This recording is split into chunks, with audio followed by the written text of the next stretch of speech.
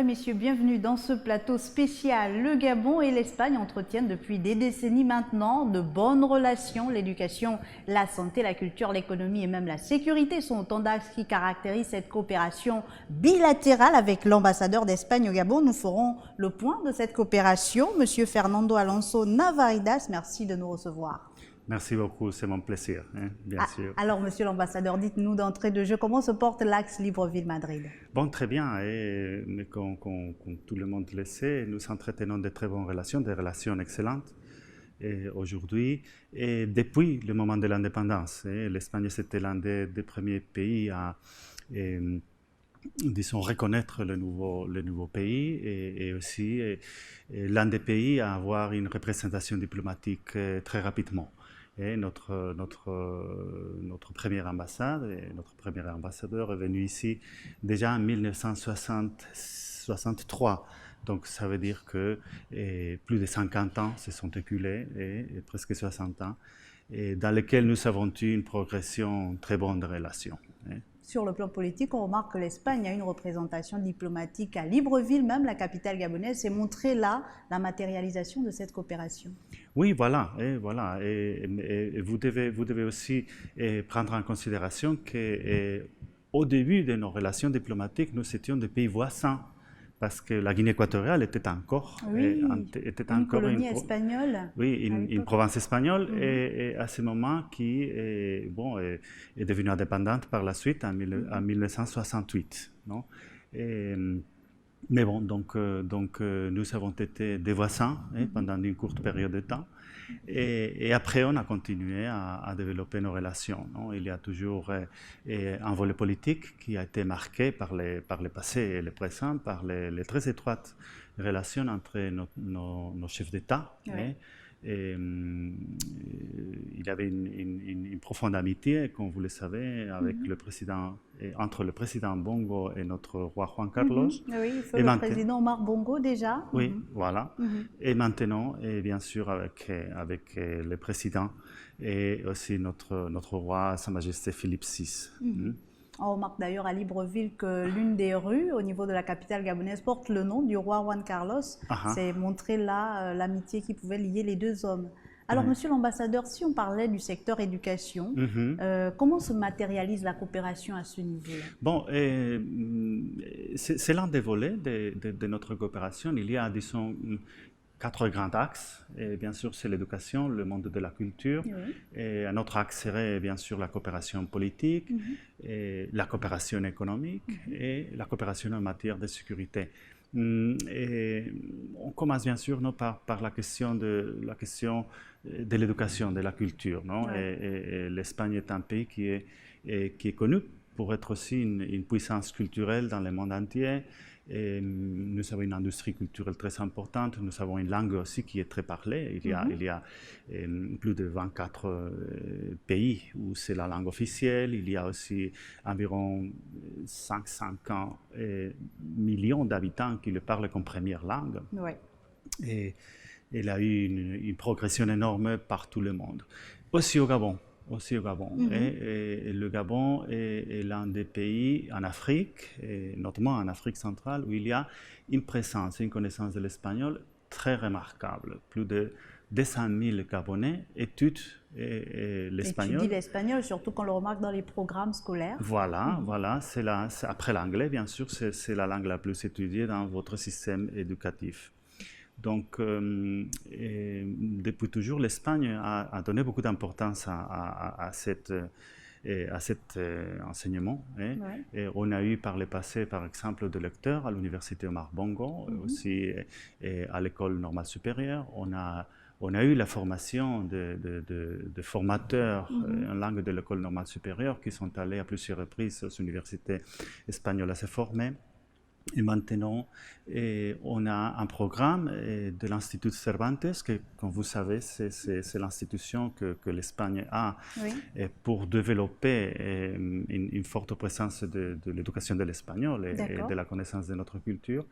Et que c'est le programme Acerca. C'est un programme que nous développons, que nous présentons ici au Gabon chaque 2 ans, Donc la dernière fois, c'était en 2019. D'accord.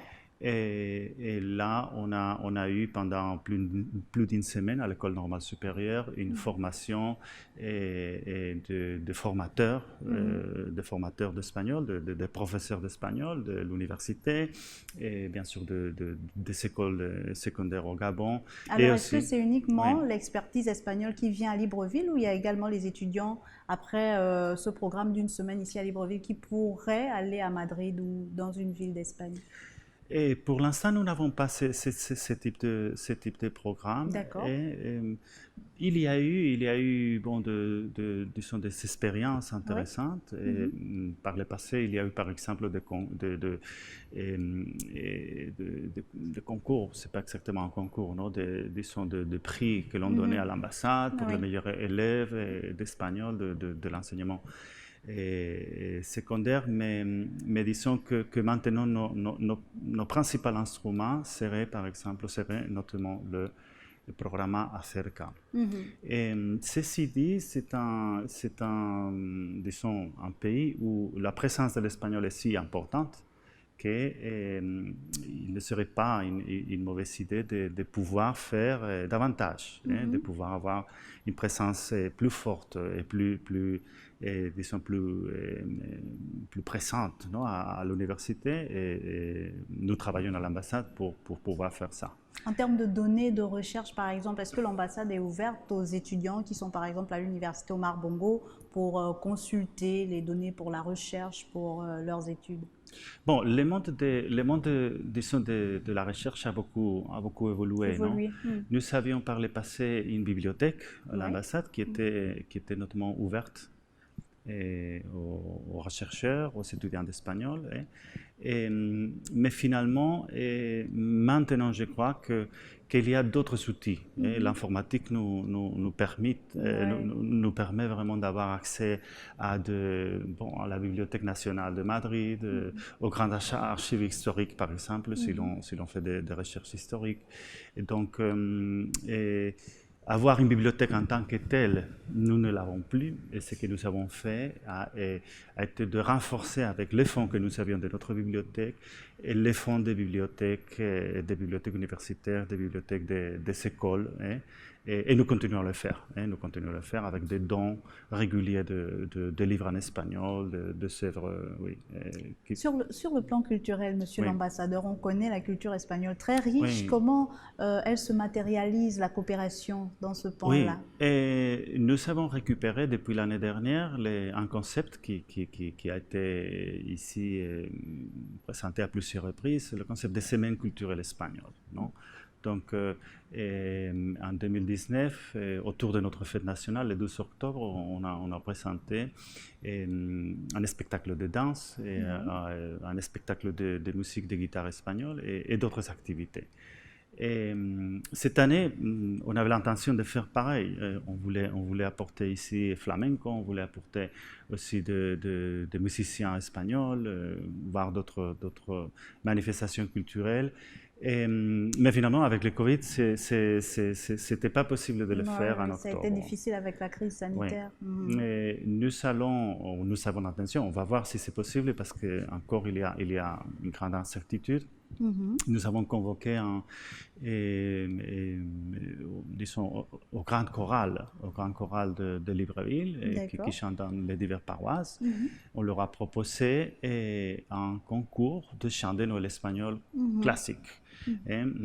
Probablement une bonne partie de ce concours va se passer en numérique. Probablement. Donc en visioconférence. Oui, disons qu'il va y avoir, bien sûr, on voudrait bien faire une grande présentation à la cathédrale, ouverte à tout le monde, mais Covid-19 oblige. Le Covid-19 oblige, probablement on fera des enregistrements, et si nous pouvons, on va essayer de démontrer, disons, la grande capacité chorale ici à Libreville, ici au Gabon, au monde entier, hein, à travers YouTube ou d'autres plateformes. Non? Voilà. Une belle manière de promouvoir la langue espagnole. Et Oui. si on abordait maintenant le volet économique, qu'est-ce qu'on peut retenir dans cette coopération qui lie le Gabon à l'Espagne? Bon, merci. Et si, c'est un autre des volets les plus importants, bien sûr. Et nous venons maintenant, avant-hier en fait, de constituer un club informel des hommes et femmes d'entreprise espagnols qui travaillent ici. Et c'est le club économique espagnol de Libreville. Et on maintient des réunions régulières pour parler de la situation au Gabon, parler des opportunités, aussi pour connaître des acteurs économiques importants ici au pays. Et la présence espagnole sur le plan économique, disons que les secteurs les plus importants maintenant sont les secteurs de la construction, des travaux publics, les secteurs du tourisme.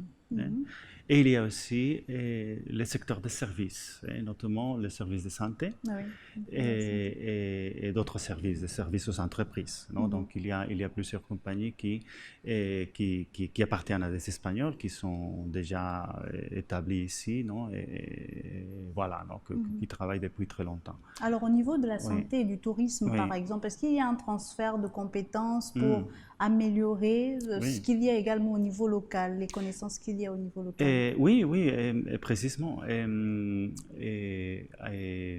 Au niveau de la santé, le directeur maintenant de l'hôpital de Janeborri, il est un Espagnol, Luis Carreras, non, qui travaille avec une compagnie espagnole, Esfera.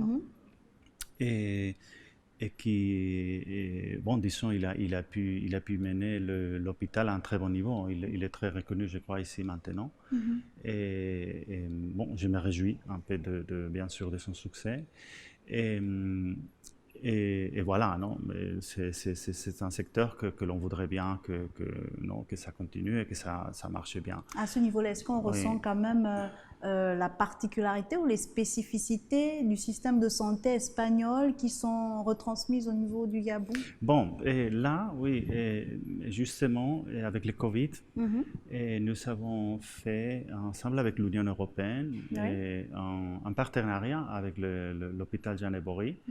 Et la contribution, disons, de l'Espagne était précisément de faire à travers une visioconférence, non, une présentation des meilleures pratiques disons, des médecins de l'hôpital 12 d'octobre de Madrid et aussi de l'hôpital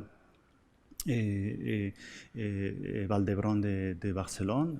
Il y a eu une autre visioconférence où les médecins de deux pays ont pu échanger les problèmes et partager la situation. Disons que la conclusion a été que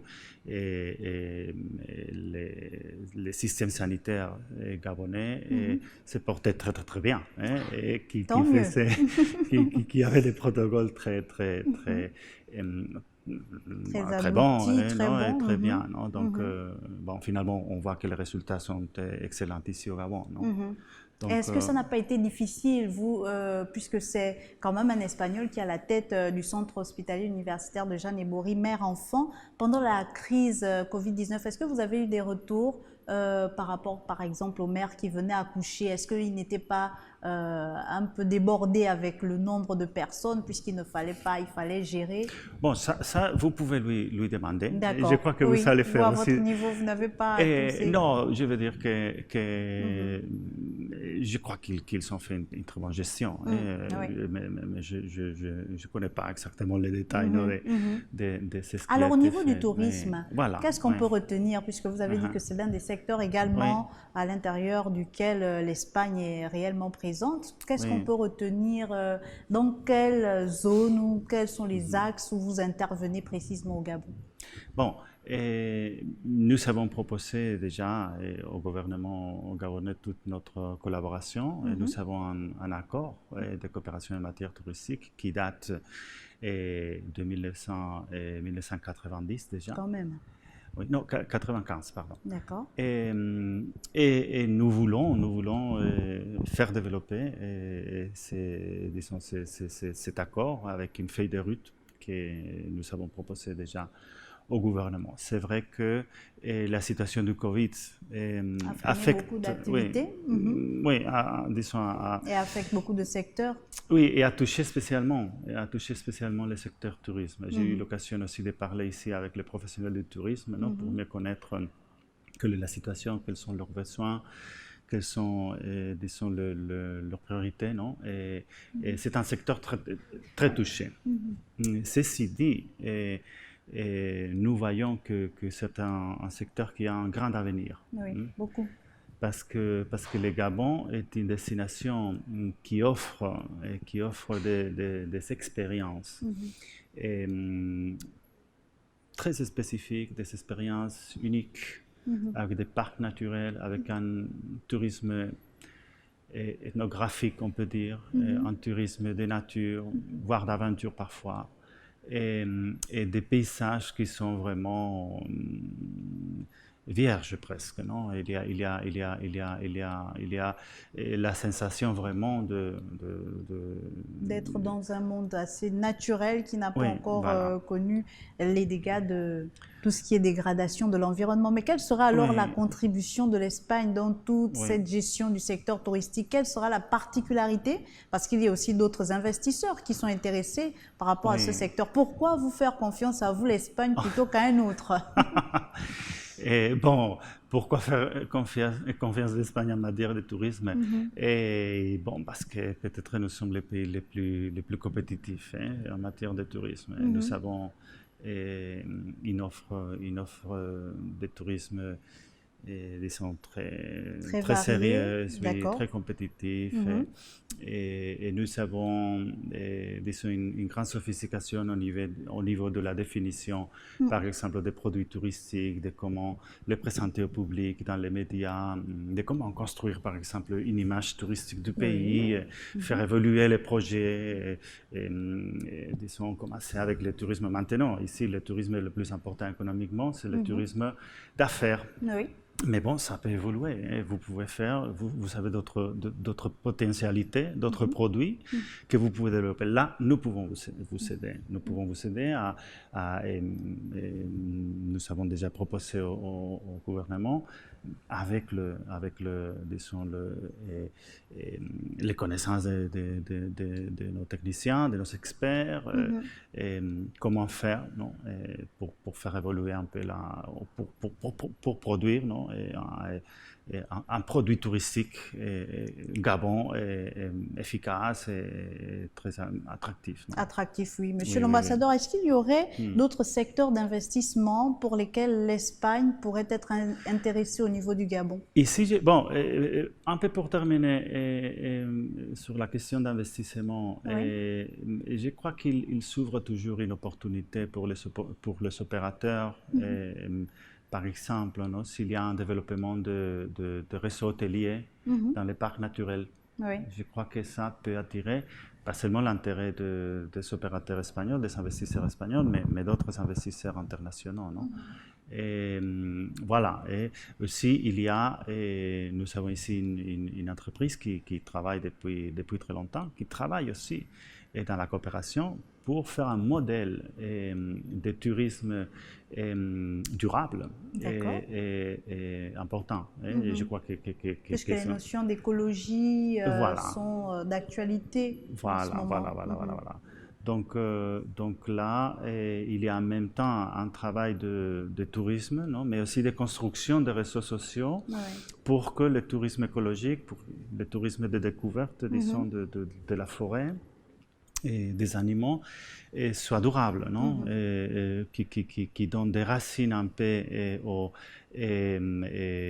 populations locales. Non?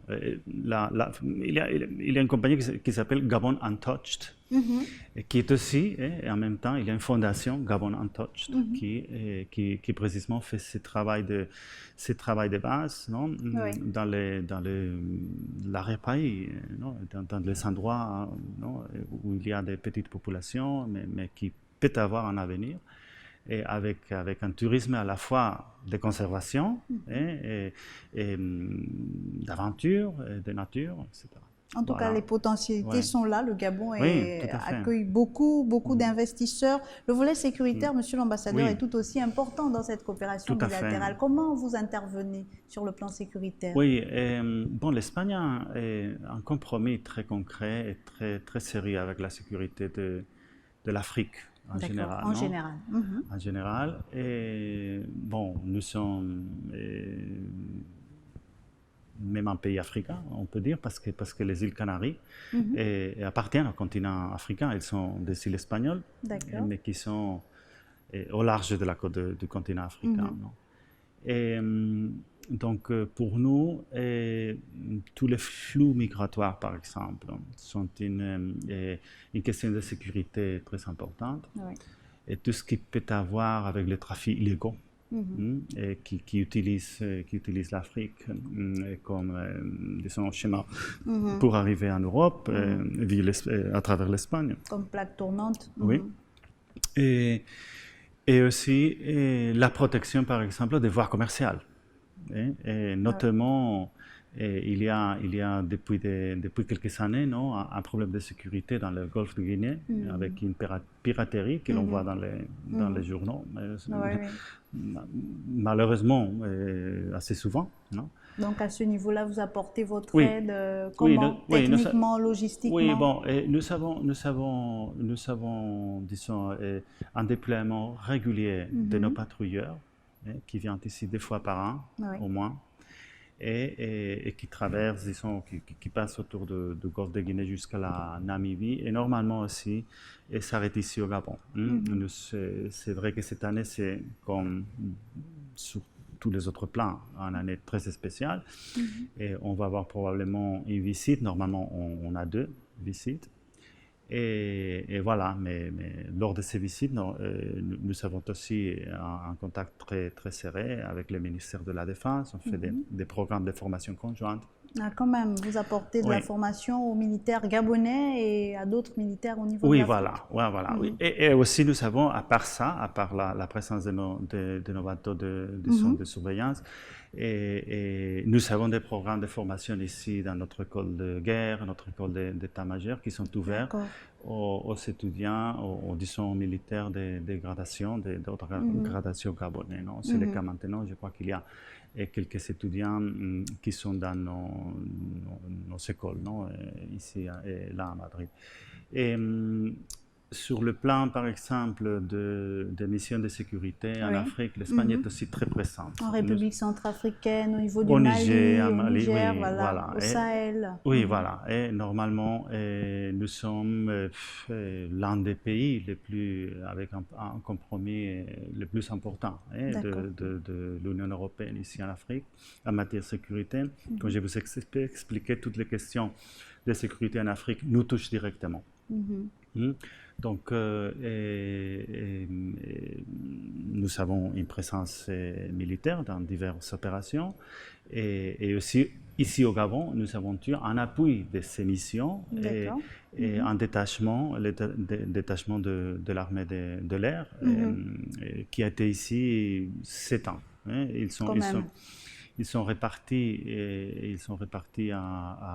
au Sénégal à cause d'une question logistique, parce que l'avion a été changé, donc il faisait plus de sens de concentrer sur un lieu les dispositifs logistiques. Et bon, voilà, et on donne un peu support aussi à nos amis français ici, des éléments français. Et ça continue, ça continue. Et aussi à l'armée gabonaise dans les opérations, notamment en République centrafricaine. À part ça, disons que dans le volet sécurité, il faudrait souligner que l'Espagne fait un grand effort de formation et d'aide avec tous les pays de l'Afrique occidentale, de la partie, disons, atlantique et du continent, et en matière de forces de police. D'accord. En matière de forces de police.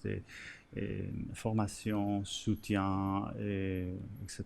Oui. Alors, avec cette coopération qui est assez riche entre le Gabon et l'Espagne, comment vous envisagez l'avenir, Monsieur l'ambassadeur, sur l'axe Libreville-Madrid?